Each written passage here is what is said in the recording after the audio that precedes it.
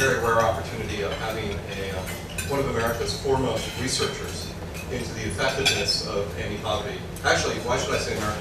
One of the world's foremost experts on this very, very important subject. Many of you are probably reporters in the room or work for some sort of NGO, but you may work for a private business too. I would say the alleviation of poverty is at the core of everything that all of us do. I started out working in factories and so forth in very poor areas. I've been a reporter now for 25 years, and the biggest mystery that I see is why do things work?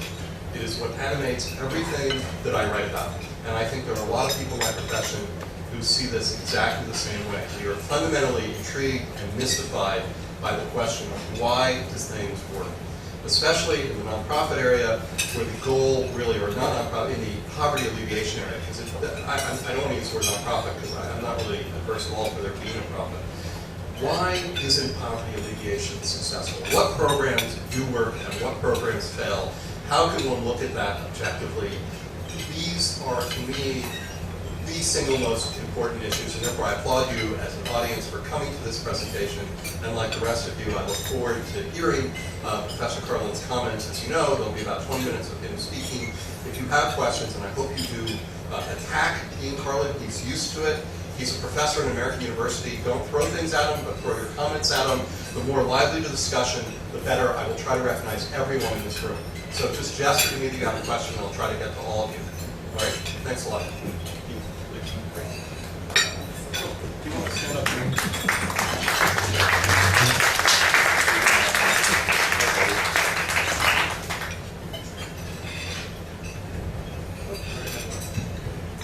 Hi everyone. Thank you very much for coming. I really look forward to this, and I'm going to try to be brief so that we can have more conversations and questions. I think Tom put it perfectly though when he said one thing, which is the struggle is to learn why things work. I think you said it, I really like the way you said it. In some sense, that's a much better question to ask than does it work? And the reason is simple, because we can't afford to ask the question, does it work, in every single program around the world. That's a crazy high expenditure on evaluation. So we need to understand more about why things work. And then it's with that understanding of the why that we can then really start forming larger policies. Okay, so having said that, I just wanted to, that was not part of what I was trying to say, but he just said it so perfectly, I wanted to kind of make that point. So the book that I recently wrote, called More Than Good Intentions, has two basic themes to it. And the book, first of all, is not an academic book. It's intended very much to bring the work that we have done in academia and through our nonprofit Innovations for Poverty Action out to the world of people who are not reading academic journals and are not at the World Bank or the Gates Foundation where we're engaged in conversations. The two basic themes to the book, one is about learning what works, what doesn't, and why. And the second has to do with the very focused on the why, understanding more about the individual decision-making process and how we can learn lessons about how individuals make decisions, both poor and rich, and how that can shed insight to the way we design programs. So let me talk about the two in step. So when we talk about does it work, one of the things that's striking to me in this space of poverty alleviation, whether it be nonprofits or for-profits that are doing things that are making a claim about alleviating poverty, is whenever I'm in a new setting or meeting someone for the first time who knows the basic topic of what I'm doing, often the first thing they ask me is, okay, which camp are you in? There's this one camp that says aid is corrupt, aid doesn't work, it's all wasted, or even worse yet, does harm. And there's another camp that says, no, here's things that work, we just need to spend more money, we need to motivate people to give more, either through bilaterals, multilaterals, individuals, and there's just programs out there and we need to expand them. And my answer to that is something that is so boring and moderate that it's hard to argue with, which is to say that the answer is about learning which programs work and which don't. That sometimes aid works and sometimes it doesn't. Right? And we're not going to have an answer to this question, does aid work, that is simply yes or no. And it's crazy. right? Of course there's going to be some successes and failures. And the challenge is figuring out which is which and what the patterns are, going back to what Tom said, the why. The minute we can get inside the box on the why is the minute we have some greater lessons that we can take away and use to help set policies and know what types of things to do in new settings. So now, why has it been, what do we mean by learning whether something works or not? And that's the big change that we've seen happen in development economics in the past 10 years. So I started working in development in 1992. And a little story about how I got started, I think, helps gives you some insight into exactly what is it that we're doing differently than has been done in the past to ask this question, does it work, and why? So when I was working in 1992 for a microcredit organization, a program in El Salvador that gave loans to women to start or expand enterprises. When I signed on, this was pre-internet days, and there was two basic statements made in a marketing material that I had received about this microcredit organization that excited me a lot. And it said, we are reaching women who are hardworking, fighting their way out of poverty, inspired, entrepreneurial, and we're giving them loans so they can expand their business, and then with that extra income from their business, provide for health and education for their children, et cetera, et cetera. So I went to El Salvador, and I was working on the software side, the business side of the operations. And the first thing that struck me when I was there was learning a little bit more about how the program actually worked. And I was struck by the rigidity of some of the loans and how they were very highly structured. You get a loan and have to pay it back over exactly 16 weeks, but yet some of the things that people were saying that businesses were doing weren't going to be paying off income immediately. So, and I just spent 2 years of investment banking learning about how you want to match your assets and your liabilities. So this struck me as a little bit odd. The second thing that struck me as odd was that the interest rate was 72% a year. This is not what I had thought it was going in. And so I started asking myself and others, at 72% a year, what is this enterprise doing? What is this magic opportunity that these individuals have that is making it so that borrowing at 72% is a profitable exercise, that their return on investment is even higher? So I asked this program, where's your evidence of impact? What studies have you done? And they showed me their impact studies, which at the time was just the same as everybody else, so I'm not picking on them by any means. And they consisted of asking people in the programs who had been with them for a couple years, are you eating better than you were 2 years ago? Are you healthier than you were 2 years ago? Is your business bigger than it was 2 years ago? And lo and behold, 90% said yes, yes, yes. And that was it.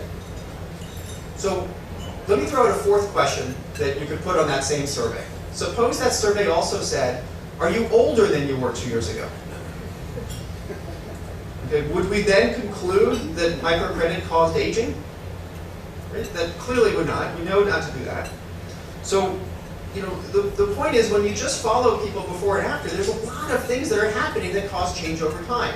And let's divide it out into two types of things. One would be external factors, like macroeconomic conditions, roads getting built, other NGOs, government services being provided.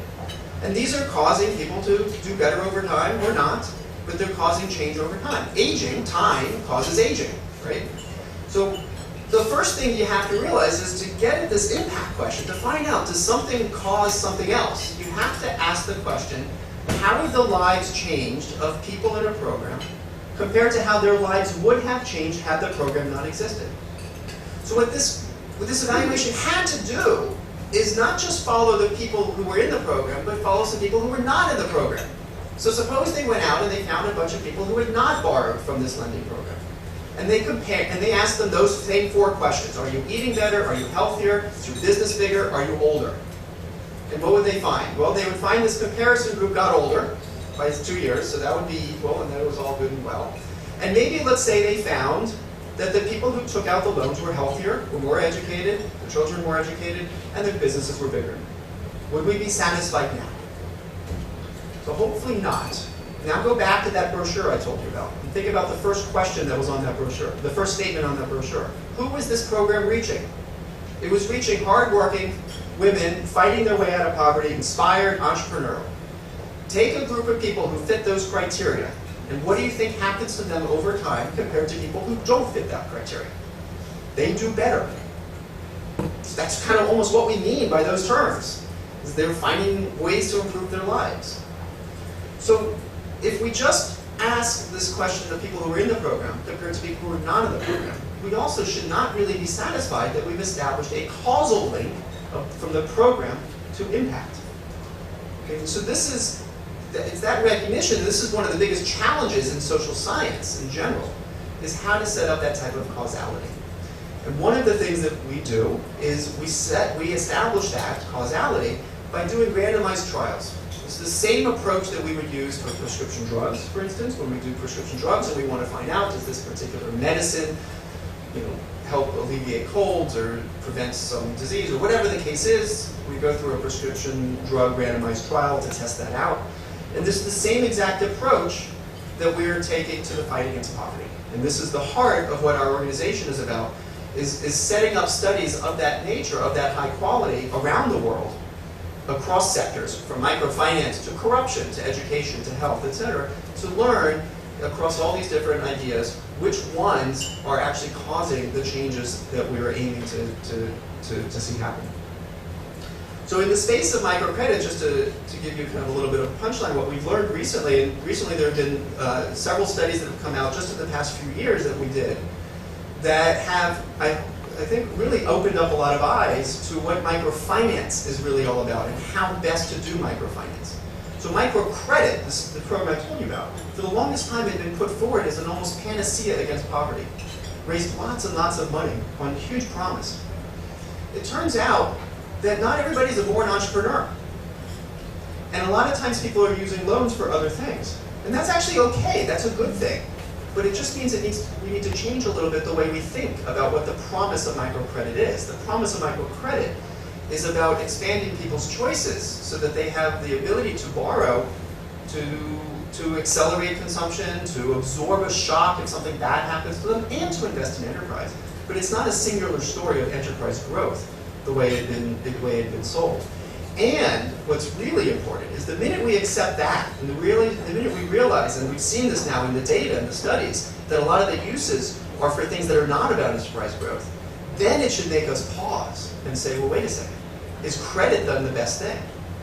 And there are a lot of situations, savings is going to be much better. So take, for an example, somebody who was borrowing to pay for school fees.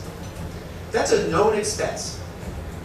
Right? They're going to have to pay it in July, let's say, depending on the country, and they know they have to pay that. If someone takes out a loan to pay for those school fees and then pays it down over the 6 months following, they're going to end up paying a lot more in total for those school fees than if 6 months before the school fees were due, they were given access to a really good safe savings account and saved up for it. The difference in terms of food on their table at the end of the year is huge. The minute you are not spending 72% on your loan and instead are saving in a bank account, it's a huge difference just on paper. And likewise, when we've seen studies that have carefully measured the impact of credit and carefully measured the impact of giving people access to savings, we find bigger impacts on the savings side. Similar results on insurance, which I won't go into, showing high promise on insurance. This is not to say credit is bad, but it's to say that we need to think more holistically about the full suite of financial services that are offered and realize that not everybody is well suited for a loan, and some are going to be better for savings and some insurance, and we need to understand better what the needs of the poor are. Why do they need a loan in the first place? And the minute we understand that why, it gives us ideas for other types of services that might actually be better off. So that's the first theme of the book is focused on this evaluation question and explaining how we go about doing this. The second theme of the book focuses a lot on behavioral economics and understanding more about how issues that are relevant for us in America, Hong Kong, developed countries around the world, are often also very relevant for the poor. So one example, it's just one of the examples in the book, is how we deal with temptation. And when we understand better how we deal with temptation, it can shed insight to how to design programs for the poor as well as for ourselves. So let me give you an example from how am I doing in time over? You're doing great. Okay. You have like 2 more minutes. 2 more minutes. Okay, so let me give you an example. What I mean by temptation here is we all have different temptations in life. I think it's probably true for just about everyone. It can be different, right? Some might be food, some might be wine. some might be smoked cigarettes, some might be they work too much, some might be they don't work enough. Whatever the case is, we have temptations where there's things that we say we want to do differently, but then when the time comes we don't do it differently and we later regret it. And one idea that we talk about in the book, and we have different examples from different facets of life, is the ability to have commitment devices. Commitment devices are ways that people can increase the price of their vice in order to help guide them towards decisions that they themselves want to have. And we show how this way of thinking about the way we design businesses or nonprofits can help farmers in Kenya invest more in fertilizer for their farms, something that they all say they want to do, but when the time comes, they often don't. It can help people, we did a study in the Philippines that helped people stop smoking. And we have a website that we have launched around the world, but it's biggest in the United States, where people can write a contract to lose weight.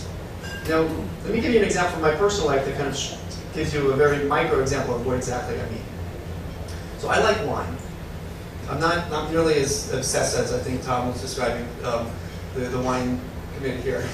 No offense to anyone here. I didn't just get him in trouble. But I like wine, and I also really like dessert. And I'm just one of these people with these metabolisms that just kind of turned the other way on me when I was about 25 years old, and made it so that I always have to be careful about what I'm eating, otherwise I gain weight. Okay, so if I go to a fancy restaurant and I have not had wine, I've just had a nice piece of fish, salad, and the dessert menu comes, and it's $12.95 US for a nice dessert that's really tempting, I will resist and I will say no. But if I've had half a bottle of wine, when that dessert menu comes, I say yes. So what's the consequence of this for me? I drink a lot less wine than I'd like to. And it's not because I don't want wine, it's because I don't want dessert. Right? So when the wine menu comes in the beginning, I think ahead. And I think to myself, okay, I want the wine, but I know what I'm going to do in an hour when the dessert menu comes if I drink this wine. So I pass on the wine and I order iced tea. All because I don't want to eat dessert. Now, isn't that stupid? So here's what I do now. If I went out to dinner with Tom, and I would do this with Tom, you have to have the right personality on the other end. So that's a compliment.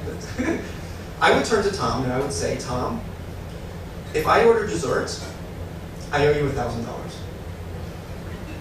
Okay, so now, even if I've had half a bottle of wine in me, am I going to spend $1,012.95 on dessert? No.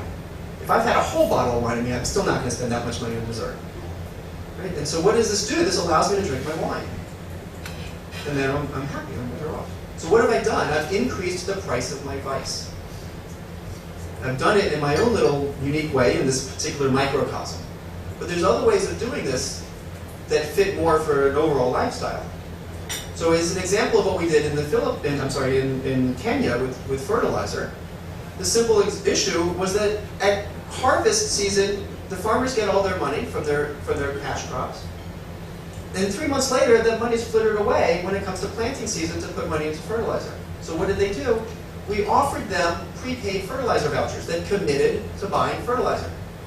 Now, it doesn't actually commit them to use it, which is what's interesting. But when planting season came, they got the fertilizer and they didn't sell it, they used it. In the Philippines, we offered people a bank account. They put the money they were using for cigarettes into the bank account, and in 6 months, the bank came and gave them a little test. A little test that they urinate, a little stick they urinate on, and it shows whether they've been smoking. If they had been smoking, their money goes to a local orphanage. If they succeeded in stopping, then they keep their money. Right? This is a totally voluntary program. They only do this if they want to stop smoking. And it made them 30 percentage points more likely to stop smoking compared to the control group. In the United States, people do this for losing weight. You can go to the website, you say, I'm going to put up $1,000, I'm going to lose 10 pounds over the next 4 months, and if I don't, then you can send my money off to the George Bush Presidential Library. And that's the most popular option, is to choose a charity they hate. We give them both sides. We're not, we're agnostic politically. We're not going to choose sides there. I'm just giving you the facts. So, the Bill Clinton Library is up there, and the George Bush Presidential Library is up there, and it's about an 80-20 vote in terms of people opting for the Bush Library. But we give people all sorts of options, and in fact, in UK, it's available where you can choose Premier League teams. People can commit their money to go to Arsenal, Tottenham, Chelsea, and Man U. Again, they're choosing their most hated football team, and if they fail to reach their goal and somebody holds them accountable, then their money goes off to whatever it is that they said they hate. So this is an example of a basic idea, a basic way of thinking, a why question. Why do we have problems achieving some of our goals? Sometimes it's because our vices are too cheap. And then thinking about how we can change those prices can help us solve goals, solve problems. And this applies to the fight against poverty as well as it applies to the struggles we face in our everyday life. And so it's one of the themes of the book that we try to shed insight in, is to show that some of these struggles that we deal with in poverty programs, it's not so different than what we face in our everyday life. Not to say everything is like that. There are some issues that clearly are particular to being poor, that are just not problems that we face in developed countries. And, but there are some lessons that do transcend. Okay, questions.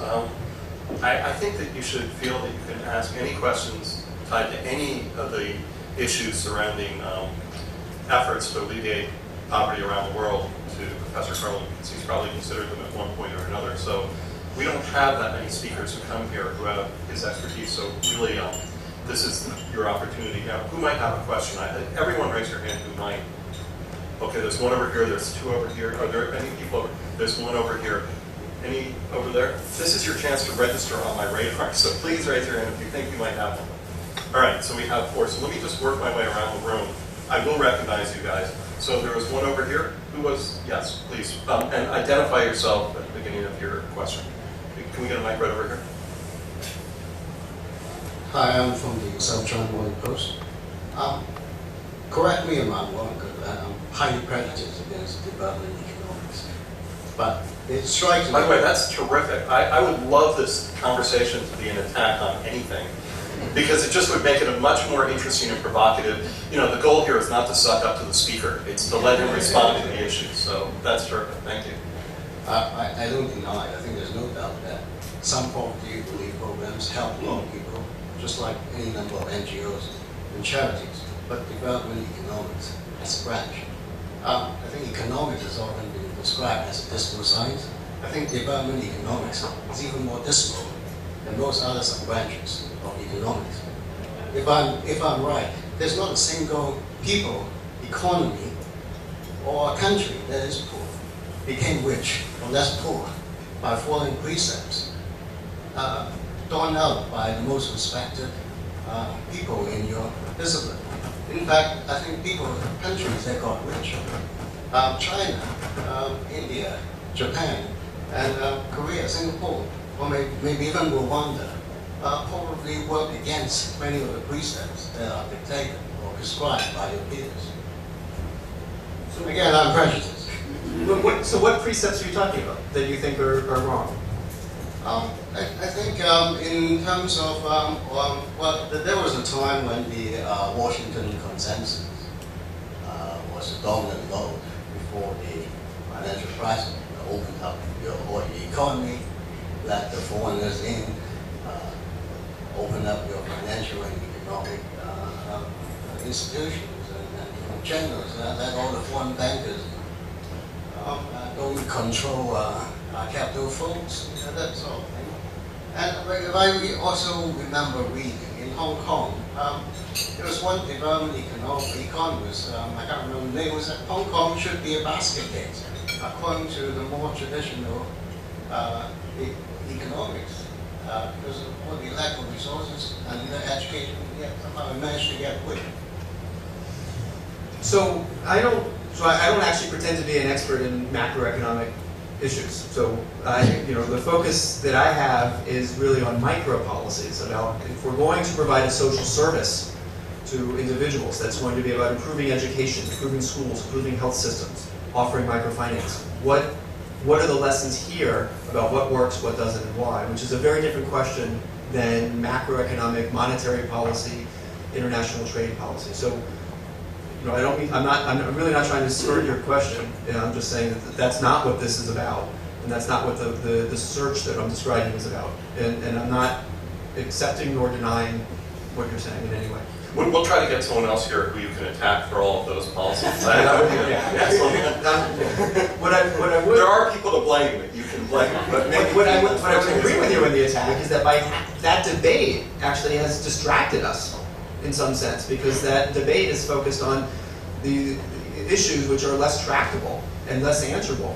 And there's a lot more that we have, a lot of progress that has been made in the past 10 years by saying, well, you know what, let's let that debate happen, but meanwhile, all these programs on the ground, let's figure out what's going on with them. please raise your hands again, over here. And then there are two other, who were the other two? Okay. Let's start there, and then I'll go to you next, and I think there's one other. Please. Hi, I'm also from the South China Morning Post. My name is Tohan Shi. Recently, some of the middle-ranking but large countries like BRICS or whatever have shown incredible success as reducing poverty, like Brazil, Vietnam, and China. Do you have any comments on this and an explanation why these such countries have been so successful at reducing poverty? So, it is. So, I mean, as a general statement, growth is good for poverty. I think there's clear evidence on that. It doesn't mean that it's universally good. That with growth, we also can see exacerbation of inequality within countries. But what we have seen in each of those countries is a clear industrial policy which caused a lot of growth and a lot of business investment.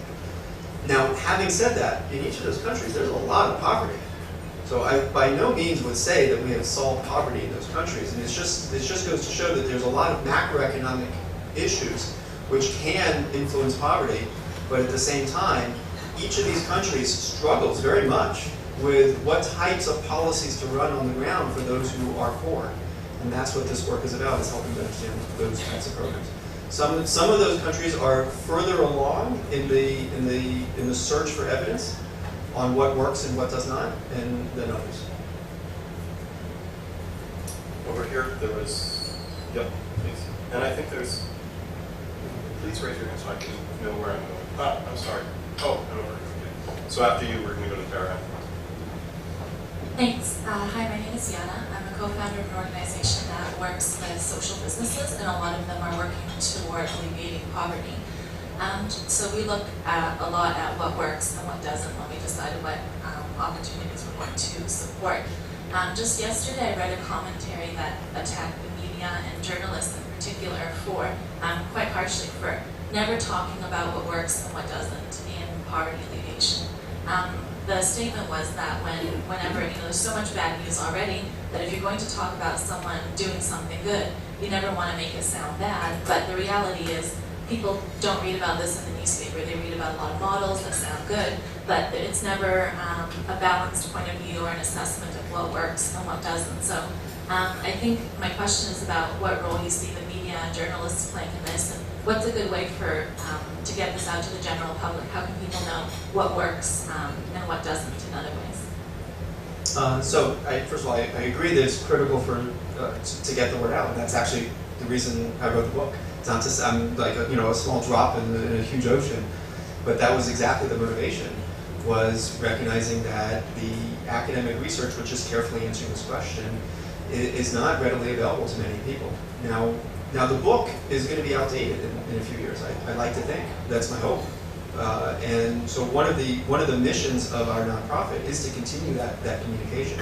We've recently started the Proven Impact Initiative, which continuously tries to update and provide specific about what ideas are rising to the top, and those ideas new ideas will get put on, and some ideas, as better ideas come forward, might be taken off. And we're working hard to reach out to media to help get these lessons to media so that they can report on these lessons. I do think that there's certainly a contingent of media that are not doing you see media going both ways, and it's striking to me how within 30 seconds of being interviewed, I can usually tell that I would say half the media interviews I have, within 30 seconds I can tell there's an agenda. That the person is wanting to write a glossy piece about something that's wonderful and doesn't want to hear that it might not actually be good if there's not clear evidence. And and half the interviews I have come from someone who just wants to talk about how the world is corrupt and nothing works. And what which I find very sad, but that is I'm just speaking from my experience. And what percent is in between? Genuinely curious. No, I would say about half the interviews I engage in, I feel like from the very beginning I can. Oh, half. They either have an agenda or they don't. I'm just roughly speaking. And then I couldn't tell you which half. No, Yeah. you had a question too, but that's okay. Okay, please. And identify yourself as well. Hi, my name is Abby. I work with Synergy Social Ventures, also with Yana. It's the organization that supports social ventures in Asia. One question I had regarding the randomized control trials is, given the oftentimes the small budgets of these nonprofits, these organizations, what do you suggest in terms of how do they implement their M&A programs so that they can have proven impact despite, maybe not having the expertise in doing RCT? Great question, and it applies, just to be clear, well beyond social businesses. It also applies to just, take a nonprofit that is doing, inspiring work in 5 villages, or 2 villages, or 1 village, or 1 community in the slum in an urban setting. My honest opinion is that that we see too much of a push in that situation to establish whether they're working. That if there's a small NGO or small enterprise that doesn't have a clean way of showing whether it's working or not, then I want to see 2 things. One is I want to see that they're measuring the inputs that they're putting in, to see that they're doing the things they say they're going to do. And I want to see that they're either choosing an idea that has been shown in other settings to be effective. Because we shouldn't be seeing a randomized trial done for every single thing, every single program. But if we've seen that the idea works, and we understand the context and the why, and this goes back to exactly Tom's point about the why, if we know that why, and we can see that this setting over here is similar, then great, you don't need a randomized trial. Just go do it, because we've already learned over here that it works. The other setting in which we don't want to see groups doing randomized trials is when it's really early stages, when they're fumbling around trying to figure out how to do something. It's innovative, they're toying with something. It's really in the operational, iron out the kinks phase. That's too early. Go and kind of explore and figure this out better, and then when it's ready to be at a scale, and if it's truly something new and innovative, then there are ways of doing the randomized trial. But I think a lot of entities that I see, I actually think, and I say this, and as I'm sure you've surmised, I'm kind of a data guy. Like, I like data, and we need more data. But I'm also struck by how many organizations are pushed to get useless data. And I often find myself in conversations, including a breakfast that I had this morning, in which my advice was, no, get less data. This is not showing you impact. So don't do it. Don't waste your resources. Measure inputs. Measure inputs to make sure that you are doing the things you say you're going to do. But if you can't get at that counterfactual, if you can't answer the question of what would have happened had your program not existed, don't go following people over time to see whether they're got out of poverty. Just make sure that your organization is doing what it said it was going to do.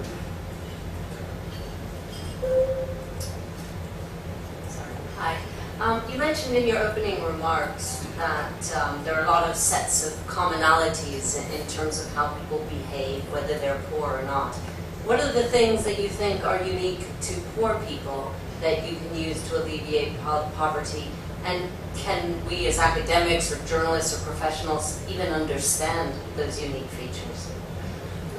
So there are many. I mean, like I said, there's some things that transcend and some do not. So, as an example, credit markets is a very simple example. And access to good savings. Financial, we all, I'm going to guess, everybody at this table, the difference in the interest rate at which you can borrow and save is not huge. Right? That's not true for the poor. The spread between those 2 numbers is huge. For many of the poor, they can only save at a negative interest rate, and they can only borrow at 50 to 100%. That causes huge changes in behavior. And that's an issue which does not apply to the rich, when I can save at 5% and I can borrow at 1.25% on my home equity. Right? So I mean, that's just not something that the poor have access to, and that causes huge differences in the way we need to think about everything from education to health. Right? It's not just a finance thing, but it has implications for vaccinations and immunizations. And paying for school and things like this, because it's not so easy to just say, take out a student loan to pay for college. You can't do that when you don't have access to credit in savings markets. So those types of issues do not transcend. And so that's one set of examples. The other, I would say, that is fundamentally different is an issue of risk. Right? So again, risk and the ability to make mistakes, I think, is a key issue. If I mess up, if I make the wrong decision tonight at doing something, and it cost me $100, my life is not going to change. Right? I won't even notice it. If you're poor and you screw up and you lose $10, that's going to change something. But that money's going to come from somewhere. And so what it points out is that when we are weak, when we do make mistakes, either cognitive or succumbing to temptation, the consequences when you're poor are just that much starker.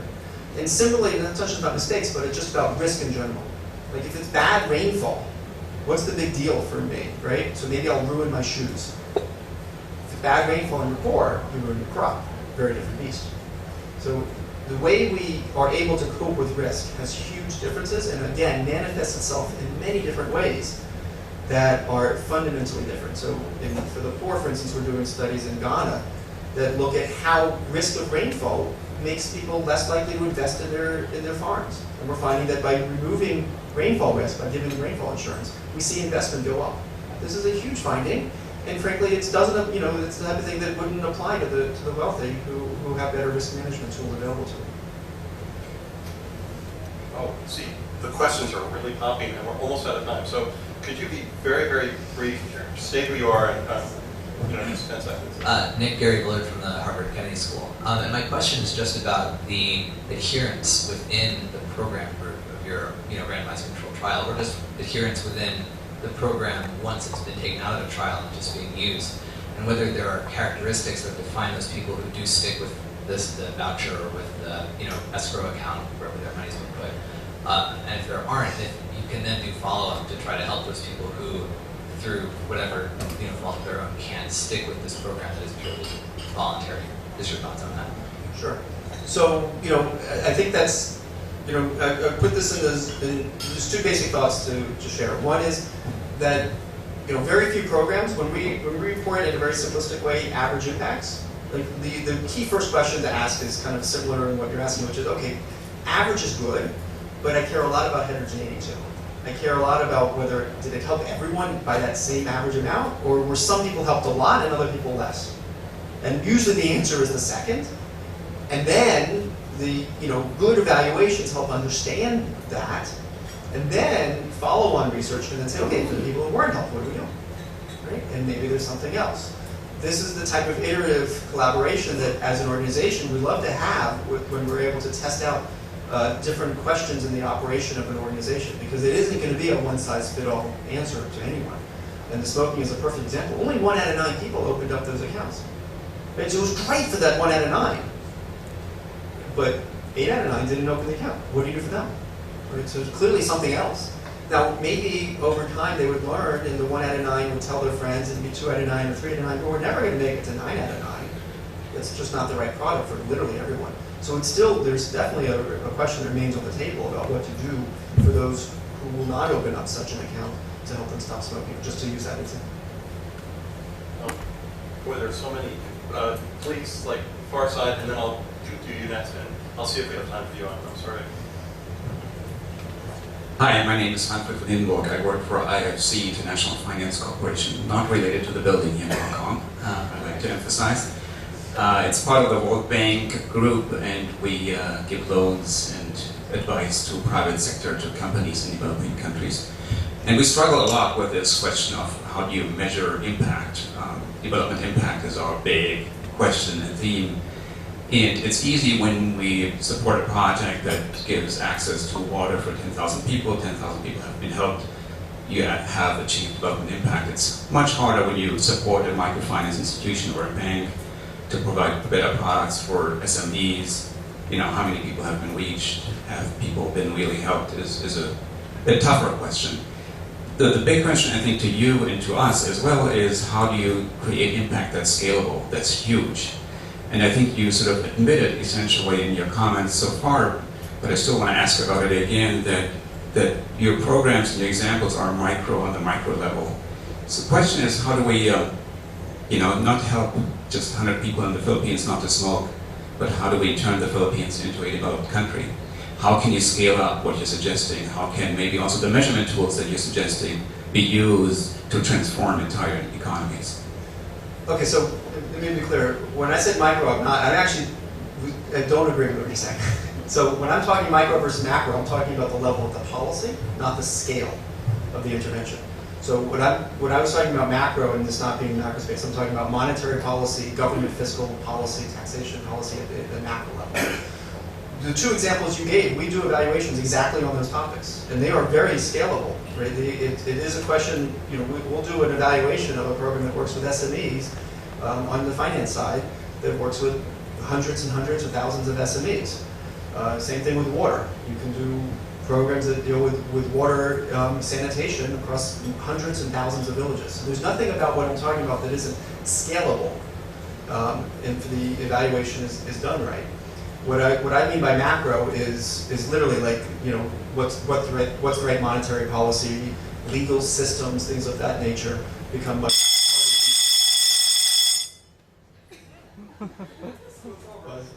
Is that the wrong answer? I didn't even know we had an alarm system here. Maybe there's a fire jump off the balcony. So those, the two examples of things you gave are very much in the space of the types of things that could be evaluated using this approach. And I think in terms of scalability versus micro versus large, in terms of the number of people being reached, there's clearly lessons that we can learn on the smaller scale of programs that are in the kind of pilot incubator phase, where there's nothing about that program that is unique to being a service for 100 firms that wouldn't apply to 1,000 or 10,000. But there might be operational differences about how to run an organization at a large scale versus a small scale. And that's something that could undergo further research, but that's research about how to run an organization and how to set up accountability systems to make sure that things are being done in the same way on a large scale as they are on a small scale. And that is something that we do engage in as an organization. And take clean water as an example. We did some tests on a fairly small level in terms of number of recipients of chlorine dispensers to improve the quality of water at wells. And now we're taking this to thousands of villages and setting up an experiment over the way the chlorine dispensers are brought to the wells so that we can learn which methods of supplying these chlorine dispensers is more sustainable at the community level. And that's being done at thousands and thousands of villages.